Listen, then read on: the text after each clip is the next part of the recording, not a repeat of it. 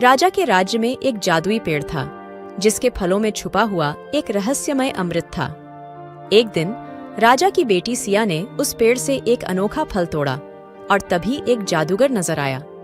जादूगर ने कहा, अमृत से अद्भुत शक्तियों को हासिल कर सकती हो, पर एक शर्त है। सिया की आंखों में उत्साह था और वह बोली, कौन सी शर्त है? जादूगर मुस्कुराए। तुम्हें इसे उस व्यक्ति के साथ बांधना होगा जिससे तुम सब कुछ साझा करती हो।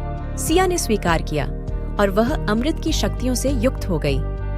यह शक्तियां उसे सभी भाषाओं की समझ और विभिन्न जगहों की ऊंचाइयों तक फिरने की क्षमता प्रदान कर रही थीं।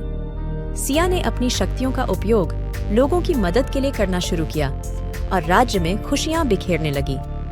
एक दिन उसके राज्य में एक दुष्ट साधु आया जिसने बारिश की आपातकाल का फायदा उठाया। सिया ने उससे मिलकर कहा, आपदा को मैं दूर कर सकती हूँ, पर आपको अपने दुष्ट इरादे से मुक्ति पानी होगी। दुष्ट साधु ने स्वीकार किया, लेकिन उसने सोचा कि वह इस शक्ति का दुरुपयोग करेगा।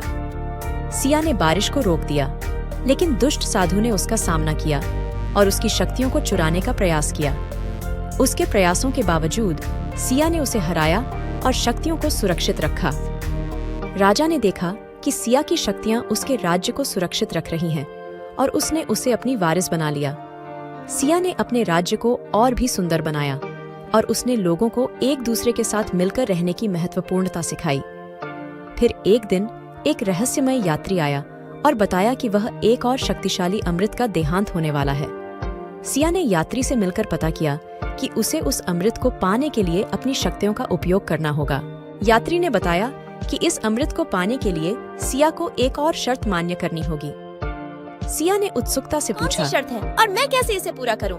यात्री ने कहा, तुम्हें एक दिन में अपने राज्य के सभी लोगों को खुश करना होगा। सिया ने सोचा और फिर उसने स्वीकार किया, लेकिन यह काम कठिन था। उसने अपनी शक्तियों का इस्तेमाल करके राज्यवासियों को अद्वितीय आनंद में डालने के लिए प्रयास किया।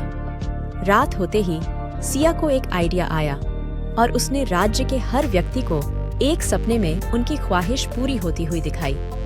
जगह जगह खुशियों की मिठास बिखर गई और लोगों के चेहरे पर हंसी मुस्कान छाई रही। यात्री ने देखा और कहा, अपने प्रजा को सच्ची खुशियां दी है और तुमने शर्त पूरी कर दी है। इस तरह सिया ने अपने जादुई शक्तियों का सही उपयोग करके अपने राज्य को सुखी और समृद्धि से भर दिया। Thanks for watching. Like, share and subscribe my channel.